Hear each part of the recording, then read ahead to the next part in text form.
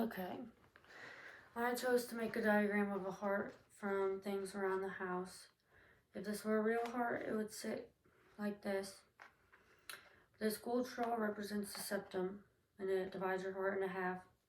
On this diagram, the yarn, there's 4 pieces of yarn, and it represents valves. The green straws on this side represents non-oxygenated veins or paths for the non-oxygenated blood. And the red straws represent the arteries. The arteries for oxygenated blood. The superior vena cava on the non-oxygenated side receives blood from the top or upper part of the body, such as your head, chest, arms, and it is a vein that carries non-oxygenated blood. The inferior vena cava receives blood, so it starts here and right there, receives blood from the bottom of your body, so your stomach or legs.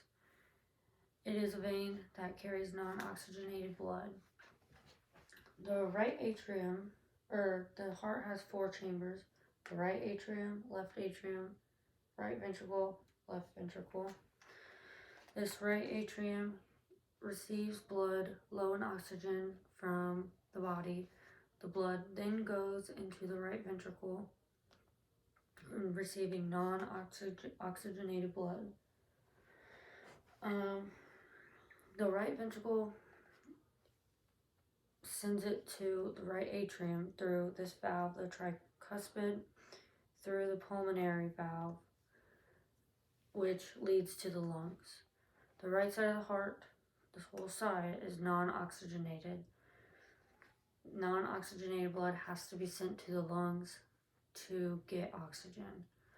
This left side of the heart is the oxygenated side. Oxygen comes from the lungs. This left atrium receives oxygenated blood and sends it through the mitral valve to the left of the ventricle. Blood then goes to the left ventricle, so down here. Blood goes from this ventricle to the aortic valve, so back up here, then through the aorta.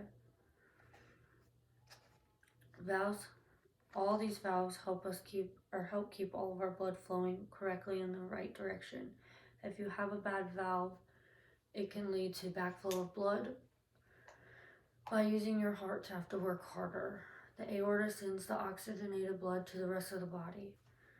So this aorta up here sends all the blood, like all the oxygenated blood throughout the whole body. The aorta can also carry nutrients and hormones to the rest of the body. The aorta is the main source of oxygen-rich blood for the rest of the body. Any damage to the aorta can be deadly. All of these parts are important to keep healthy, to make the heart, to make up the whole heart. They all must work together to keep blood moving and to keep a continuous source and amount of oxygen in the blood. So this whole part that I made was the 4 ventricles, and then this whole side is non-oxygenated, and then the superior vena cava goes there to the inferior down here, all the green.